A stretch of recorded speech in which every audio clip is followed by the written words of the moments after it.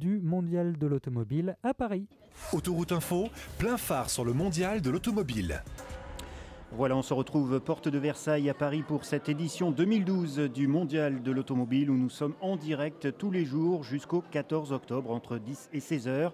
Pour cette émission, je vous rappelle que nous avons posé nos micros sur le stand de l'ASFA qui nous accueille dans le pavillon 2.2. Depuis ce matin, plein phare sur les équipements automobiles.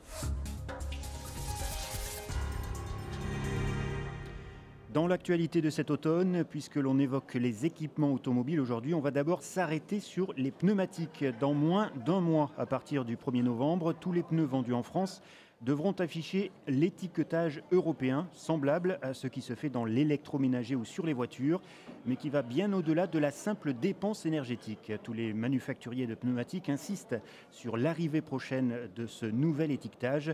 On écoute Dominique Aymon, responsable de la communication scientifique et technique chez Michelin. La première performance, c'est une performance d'efficacité énergétique parce qu'un plein sur 5, c'est pour vos pneus. Donc là, il y aura des pneus qui seront classés depuis une lettre A jusqu'à une lettre G. Et entre une lettre A et une lettre G, on va avoir 100 litres par an de carburant économisé. Ensuite, deuxième critère que vous avez sur l'étiquette, c'est un critère de freinage sur sol mouillé. Et là aussi, entre le pneu A et le pneu F, c'est quand même 16 mètres de différence de freinage sur sol mouillé quand on va freiner à 80 km/h. Enfin, dernier critère sur l'étiquette qui concerne le bruit d'un véhicule qui roule à 80 km/h sur une route. Ils sont classés en 3 groupes, une vague, 2 vagues, 3 vagues. Entre un pneu, une vague et un pneu 3 vagues, c'est 4 fois moins de bruit.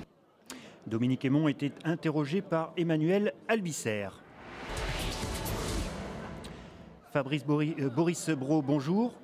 Bonjour Stéphane. Vous êtes le président de Roadies. Avec vous, nous allons faire connaissance avec un équipement qui a tendance à créer des réactions parfois un peu épidermiques chez les conducteurs, routiers et automobilistes. Pourtant, on va voir que le système dont on va parler, la boîte noire, puisque c'est d'elle dont il s'agit, eh bien, elle peut avoir quand même de réels avantages.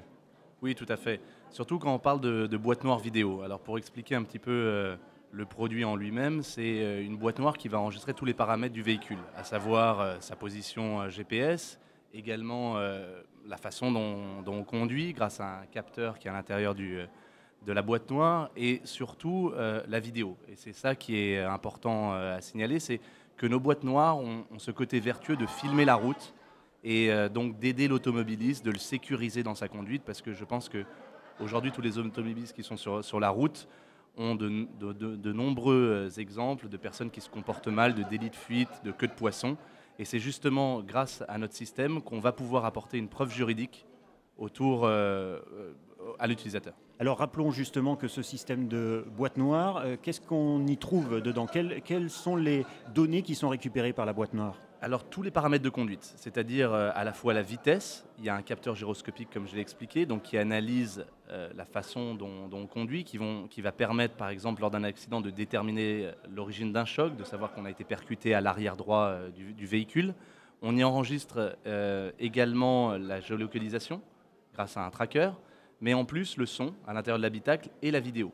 C'est un système de caméra, c'est construit comme un système de caméra de surveillance qui va boucler la vidéo, c'est-à-dire que s'il ne se passe rien sur la route, au bout de quelques heures de trajet, selon la capacité interne des produits, on va réenregistrer par-dessus. Donc c'est un système de caméra de surveillance qui enregistre tous les paramètres du véhicule, à l'intérieur et également sur certains, à l'extérieur et sur certains modèles également à l'intérieur de l'habitacle. Alors ça veut dire qu'il peut y avoir carrément deux prises vidéo, l'une axée vers l'extérieur du véhicule, l'autre vers l'intérieur du véhicule ? Alors pour expliquer un petit peu le produit, c'est un produit qu'on place à l'intérieur du véhicule, qui se place sur le pare-brise, près du rétroviseur intérieur, hors du champ de vision du conducteur. On a des optiques très larges pour filmer la route à 120 degrés.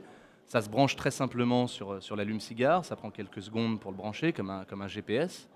Et ça va filmer donc en continu ce qui se passe à l'extérieur du véhicule pour nos premiers modèles. Et on a un modèle qui est destiné notamment aux chauffeurs de poids lourds, mais également aux taxis, qui filment l'intérieur de l'habitacle, qui enregistre les passagers et qui va avoir donc en même temps que la vidéo extérieure, la vidéo intérieure de manière synchrone. Combien ça coûte un système embarqué comme ça, un système boîte noire ? Alors le Le premier modèle coûte 129 € TTC et les modèles les plus élaborés de notre gamme coûtent 279 €. Les plus élaborés, c'est ceux qui ont la vidéo justement à l'intérieur. Voilà, qui filment à l'intérieur. Ce qui est intéressant ici en direct du mondial avec les gens qui visitent notre stand, on explique qu'il n'y a pas d'abonnement. Donc c'est un produit qu'on installe une seule fois et qui va avoir des bénéfices dans le futur proche, puisqu'on parle à de nombreux assureurs. On a des exemples outre-Atlantique sur ce type de matériel où des assureurs ont pris la parole, ont déjà donné des primes d'assurance pour les bons conducteurs, offert moins 10, moins 15, moins 20% aux gens qui installaient de tels matériels. Également des gens qui ont du mal à s'assurer, et on pense notamment aux jeunes conducteurs. L'installation de ce type de matériel va permettre justement de prouver qu'on est un conducteur responsable. Alors à qui cela s'adresse? À des particuliers ou à des véhicules de flotte? Alors justement, en venant ici au Mondial, on a commencé à travailler avec les professionnels de la route. On a bien entendu adressé des flottes d'entreprises et on comprend quand on veut sécuriser un parc. Et on a des statistiques de nos concurrents américains qui ont installé ça sur plus de 2000 véhicules, qu'au bout de quelques mois, on faisait baisser les collisions de moins 56%. Donc il y a un vrai intérêt à installer ces produits. Mais aujourd'hui, on a vu, et on venait ici au Mondial pour rencontrer le grand public, pour leur expliquer qu'il ne fallait pas avoir peur de la boîte noire vidéo, qu'on était, et je pense aux gens qui sont au volant, qui conduisent, qui sont dans leur voiture un petit peu en insécurité. Et pourquoi? Il y a 200 délits de fuite par jour aujourd'hui en France, plus de 70 000. C'est un phénomène en pleine explosion. Des gens, parce qu'ils roulent certainement sans permis ou sans assurance, qui est au moindre accrochage, s'en vont. Et généralement, on est un peu choqué par l'accident, donc on n'a pas le temps de relever la plaque minéralogique. Et c'est d'où l'intérêt de la boîte noire vidéo. Alors il faut d'autant plus ne pas avoir peur de la boîte noire embarquée, puisque finalement, aujourd'hui, déjà, dans les voitures, un nombre considérable de données peut être récupéré à l'issue d'un accident. Voilà.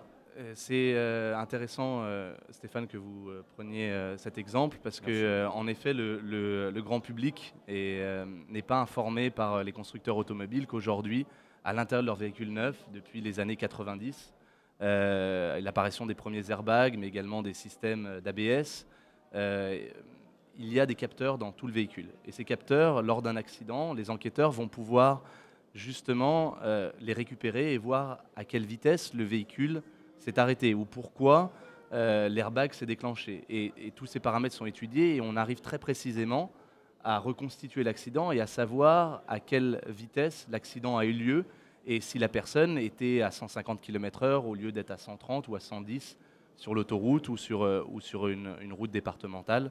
Donc c'est des éléments précis qu'il y a, et la boîte noire vidéo, elle ne fait finalement que matérialiser ce qui existe déjà dans une voiture. Voilà, en fait, la boîte noire va juste collecter toutes ces informations qu'il y a dans les capteurs et va les centraliser au final. Et la vidéo, et je pense que les auditeurs comprennent, le côté vertueux de la vidéo, c'est-à-dire qu'une boîte noire qui est derrière un capot va juste enregistrer les paramètres de vitesse, les paramètres de l'airbag, les paramètres d'accélération, les paramètres du moteur, mais ne va pas servir pour expliquer un accident inexplicable, une biche qui sort d'une forêt, quelqu'un qui se jette sur les roues, quelqu'un qui fait une queue de poisson et qui s'enfuit. Tout ça, grâce à la boîte noire vidéo, aujourd'hui, on aura une preuve juridique à amener devant un juge. Alors, une question quand même, Boris Brault, sur cette boîte noire. Qu'en pense la CNIL ? Justement, on a travaillé avec notre cabinet d'avocats pour s'enregistrer auprès de la CNIL. Il faut préciser que le système de boîte noire vidéo à fin privée est donc installé à l'intérieur de son véhicule, enregistre sur carte mémoire. Donc on n'envoie pas ces informations sur un réseau ou sur un serveur. Donc on est propriétaire de ces données. Donc le système est validé par la CNIL. Le système est validé par la CNIL, on en a informé la CNIL. On informe également avec un texte précis de la CNIL on pense notamment aux chauffeurs de taxi et à tous les gens qui transportent le grand public, un texte qu'on a repris de chez eux qui informe par rapport à la loi informatique et liberté, la loi 1978, les articles 10 à 78 qui sont propriétaires de leurs données. Et est-ce que les pouvoirs publics se sont positionnés sur votre système ? Alors, la première génération de boîtes noires vidéo vient justement de devenir légale aux États-Unis sur tous les nouveaux véhicules qui sont fabriqués à partir de maintenant et qui vont être commercialisés sur le territoire américain à partir de 2015. On a d'autres exemples en Angleterre où justement les pouvoirs publics ont pris la parole et ont rendu obligatoire pour certaines corporations, pour certains métiers, l'installation de boîtes noires vidéo. On pense à une autre loi qui vient de passer il y a quelques mois à Taïwan, qui a rendu ça obligatoire pour tout ce qui est chauffeur de bus scolaires, ramassage de bus scolaires, et donc l'installation d'une boîte noire vidéo pour sécuriser de tel type de transport. Alors, est-ce que, justement, on a évoqué très rapidement les assureurs tout à l'heure, est-ce que les assureurs doivent être particulièrement intéressés par ce système, puisqu'ils peuvent éventuellement, en échange de l'installation d'une boîte noire, offrir des tarifs promotionnels à leurs clients? Un instant, Boris Brault, on va tout de suite rejoindre Dijon pour une information trafic. Oui, c'est pour annoncer un cannonball des voitures de sport qui roulent à très très vive allure en ce moment sur l'autoroute A31 l'axe Nancy-Dijon en direction du sud, en direction de Dijon et de Lyon. Il faut être attentif en ce moment à partir de la sortie numéro 8 et jusque dans le secteur de Langres. On nous a signalé 3 voitures de sport qui roulent très très vite en ce moment sur cette autoroute A31. Les forces de l'ordre sont dépêchées sur place. Voilà, on va revenir très vite à l'infotrafic. On va tout d'abord terminer notre discussion avec Boris Brault parce que je voulais avoir quand même votre avis sur les assureurs. Quel contact vous avez avec eux aujourd'hui en France? Alors on a eu la chance de rencontrer plusieurs assureurs ces derniers jours et donc de discuter avec eux, de leur montrer que pas loin de chez nous, dans un autre pays qui est l'Angleterre, déjà des assureurs avaient pris la parole et donné aux conducteurs responsables une baisse des primes. On va dire entre moins 10 et moins 20%, donc il n'est pas négligeable. Et on discute avec eux justement à travailler sur ce type de produits, à les proposer aux utilisateurs et donc à les mettre. Aujourd'hui, nos produits sont disponibles sur le marché et à voir avec eux quelles primes ils seraient capables d'offrir. En tout cas, peut-être. Donc le sujet est à suivre. Le sujet est à suivre et devrait être discuté ces prochaines semaines. Mais en tout cas, pour les bons conducteurs, au moins ne pas augmenter leur prime d'assurance, puisqu'on sait que les femmes, dans quelques semaines, par rapport à la parité, vont avoir une assurance au même niveau au même tarif que les hommes. Merci Boris Brault. Merci à vous. Merci de nous avoir accompagnés durant ces quelques minutes sur Autoroute Info. Tout de suite, on évoque la voiture du jour. Après la version Racing et la version Prestige, voici dans la famille DS3 le cabriolet, comme l'explique Étienne Menant, chef de produit DS3 pour Citroën. Il nous présente un véhicule qui se devait de conserver la signature esthétique de la version d'origine. Cette voiture-là, donc, a l'avantage, comme architecture, de conserver tout ce qui fait l'attrait de Citroën DS3, c'est-à-dire l'aileron de requin. Deuxièmement, c'est quand même le pavillon flottant renforcé par un effet biton. Donc là aussi, l'architecture qu'on vous propose permet de le conserver. Puis le troisième atout, c'est qu'on pourra profiter du plaisir de rouler découvrable, quelles que soient les vitesses. C'est-à-dire jusqu'à 120 km/h, vous pourrez ouvrir et fermer la voiture et vous n'êtes pas obligé de rétrograder à 30 km/h pour pouvoir profiter du moindre rayon de soleil. On a travaillé aussi sur toute la partie arrière, autour de la lunette arrière et du volet, qui a une singularité, c'est une cinématique innovante. Alors l'arrière est effectivement très innovant. Au moment où la capote s'ouvre, la vitre arrière se rétracte. Et pour ouvrir la malle arrière, alors ce n'est pas un effet portière qui s'ouvre avec beaucoup d'ampleur finalement, mais c'est un volet, une sorte de volet qui se rétracte le long de la vitre. Oui, pour maintenir cette prestation de lunettes arrière vitrées de grande dimension, on a proposé de la désolidariser de la toile de façon à ce qu'elle vienne se poser sur la tablette arrière pendant que la toile vient se poser ensuite gentiment sur la partie arrière. Et cette prouesse technique permet à la DS3 de proposer avec 245 litres le plus grand coffre de sa catégorie. Prochain rendez-vous plein phare en direct du Mondial de l'Automobile à 14h avec Adeline Després qui recevra Fabien Pierlot et Sébastien Delhomme, représentant respectivement Coyote et TomTom afin d'évoquer les systèmes GPS et assistants d'aide à la conduite. En attendant, le Mondial de l'Automobile 2012 est à suivre aussi sur Autoroute Info et sur les réseaux sociaux.